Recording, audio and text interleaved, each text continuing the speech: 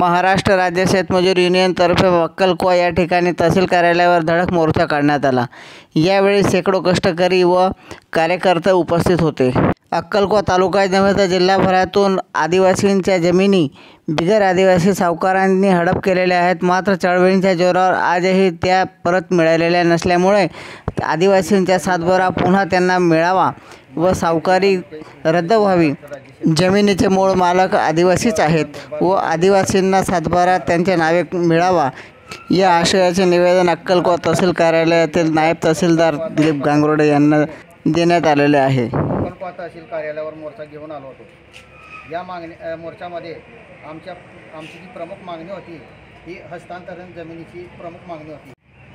ज्या जमिनी 1974 पासून तर आजपर्यंत गेली 50 वर्षे ज्या आदिवासी मूळ मालकांच्या ज्या जमिनी आहेत त्या बिगर आदिवासींनी बळकावलेल्या आहेत आणि त्या जमिनी बेकायदेशीररित्या बळकावलेल्या आहेत। आणि म्हणून आम्ही या ठिकाणी मोर्चामध्ये तहसीलदार साहेबांना निवेदन देत असताना सांगितलं की 1966 या 36 व 36 तसेच 1974च्या कायद्याप्रमाणे आदिवासींची जी जमीन आहे ती बिगर आदिवासींना हस्तांतरित करता येत नाही व त्या जमिनी मूळ मालकाचे नावे करण्याचे आदेश तहसीलदार साहेबांना असल्यामुळे त्या जमिनी तात्काळ आमच्या आदिवासी मूळ मालकांचे नावे कराव्या, अन्यथा यापुढे तीव्र असे आंदोलन उभारण्यात येईल असे या ठिकाणी आम्ही त्यांना स्पष्टपणे सांगितलेलं आहे आणि त्या अनुषंगाने ते पुढील कार्यवाही करणार आहेत। येत्या काही दिवसामध्ये सर्व शेतमालकांचे मूळ कागदपत्रे जमा करून त्या जमिनीची योग्य ती चौकशी करून या जमिनी मूळ मालकांना मिळवून देण्यात ते आश्वासन दिलेले आहेत। परंतु आम्ही देखील महाराष्ट्र राज्य शेतमजूर युनियनच्या वतीने जोपर्यंत आदिवासी मूळ मालकांना त्या जमिनी मिळत नाही तोपर्यंत आम्ही आंदोलन मागे घेणार नाही व त्या जमिनी नक्कीच मिळवून देऊ असं मी या ठिकाणी ठामपणे सांगतो व माझे 2 शब्द संपवतो। इन्कलाब जिंदाबाद। मी ऑल इंडिया किसान सभाचा नंदुरबार धुळे जिल्हा कमिटीचे सदस्य आणि मार्क्सवादी गण पक्षाचा धुळे नंदुरबार जिल्ह्याचा सदस्य आहोत। माझं नाव बाजी आसेगला वळवी।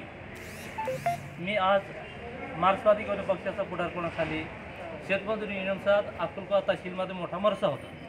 त्या मोर्चाचा मागणी हस्तांतर जमिनीचा, वनपट्टाचा आणि वाढती महागाईसाठी आम्ही सरकारचा, राज्य सरकार, केंद्र सरकार आम्ही विरोध केला। त्यावेळी तहसीलदारांनी सांगितलं आमच्याकडे जेवढे मुद्दे आहेत ते आम्ही सोडवू आणि आमच्याकडे मुद्दे नसतील तर आम्ही राज्य सरकार, केंद्र सरकारला पाठवून देऊ असं त्यांनी तहसीलदारांनी सांगितलं।